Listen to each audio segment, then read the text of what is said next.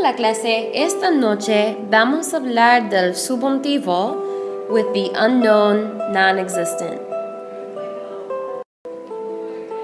Now in my last video, I kind of talked about how there are many uses for the subjunctive, and so far we've only talked about using it with wanting someone to do something, hoping somebody does something, recommending that they do something, or even telling someone that they need to do something. So I thought it would be a good idea just to review these three key terms that you're going to hear a lot in this unit: infinitivo, indicativo, y subjuntivo. So let's talk about what each one is. Again, this is just a repaso, just a review, but it's important that you really understand these three terms since I'll be using them so often. The infinitive is an unconjugated verb. I'll be giving you the examples of all three of these terms in a second, but first let's just talk about what they mean, sus significados. Indicative are verb tenses for actions and events that are certain and factual. So basically, this is anything not subjunctive. This is present tense, this is preterite, this is imperfect, this is future, anything that's not subjunctive tense. And finally, let's talk about subjunctive. Again, solo un repaso, discussing someone or something whose existence is unknown, hypothetical, or certain from the point of view of the speaker.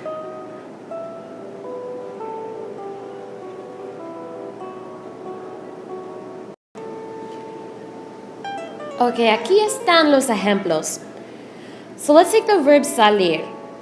The infinitive of the verb salir is obviously salir. The infinitive is that unconjugated verb. An indicative example of salir would be él sale. He goes out or he leaves. You could also say él salió, él salía, él saldrá.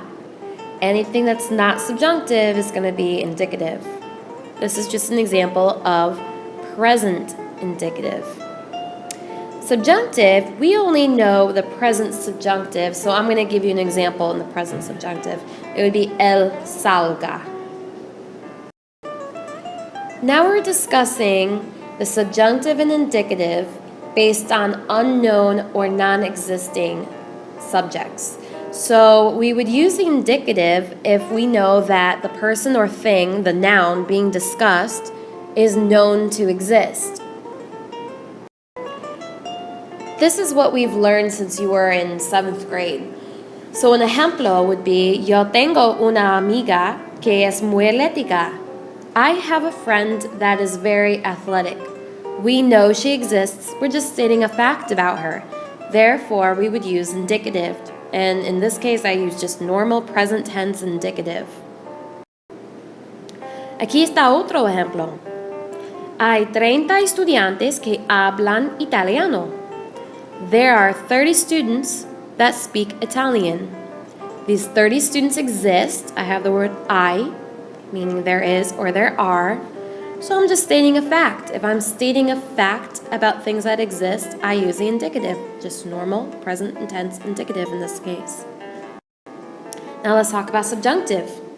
You use this when describing people or things, nouns, that do not exist or speaking hypothetically about someone. Aquí está un ejemplo. Busco un novio que sea guapo. I'm looking for a boyfriend that is handsome. This is implying that I don't have this boyfriend. He doesn't exist in my world. Therefore, I'm stating something about him that I don't even know if he exists. This is why I use the subjunctive. I'm speaking about what my dream boyfriend or dream friend or dream anything would be.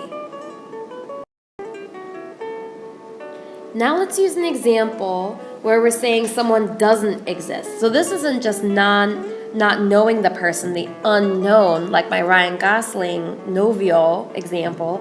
This is saying that there is no one. They do not exist. No hay nadie. There is no one que no le gusta el chocolate. That doesn't like chocolate. No le guste is in the subjunctive tense because I'm stating something about a group of people that don't exist. If this doesn't make sense, please come and see me at some point and I can help you through it. Adiós clase, hasta mañana.